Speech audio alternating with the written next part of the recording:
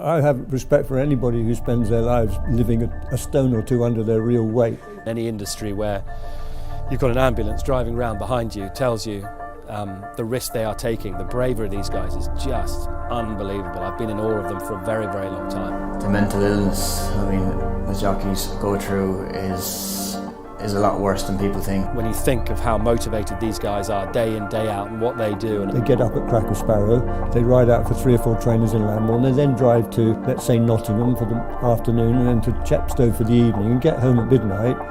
It's a daft routine. What the Injured Jockeys Fund have done over the last few years is absolutely remarkable, really. And anyone who's been to Oakes's house and to Jack Berry House, I think will be blown away.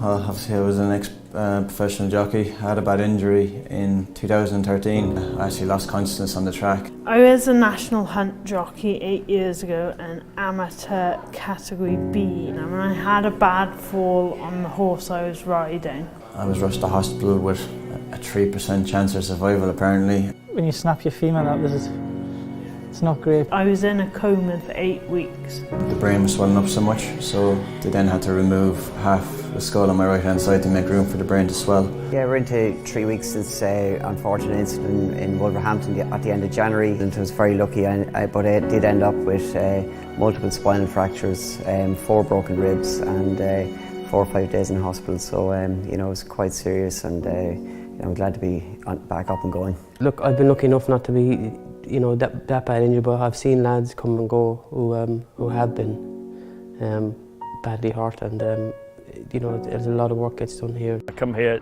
twice a week and have rehab Tuesdays and Thursdays for an hour.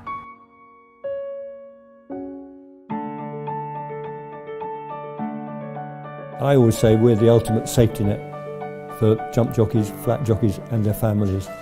Every time I've had an injury and come here, I've gone back fitter and stronger.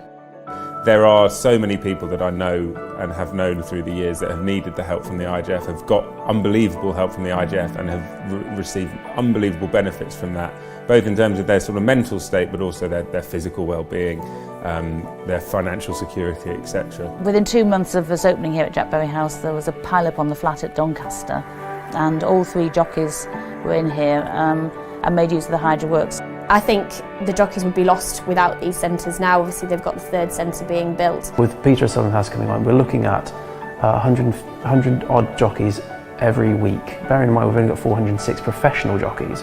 Whether it's current jockeys, retired jockeys, they get the support as well. I was lucky enough to be going on the Injured Jockeys holiday to Spain last year, so we had a wonderful trip out there. So it's good for my mental health as well as my physical health as well. Come Cheltenham, the amount of bets that will be on every race. There's only one winner of every race. The jockey that wins that race, God forbid, could go out in the next race and get a fall.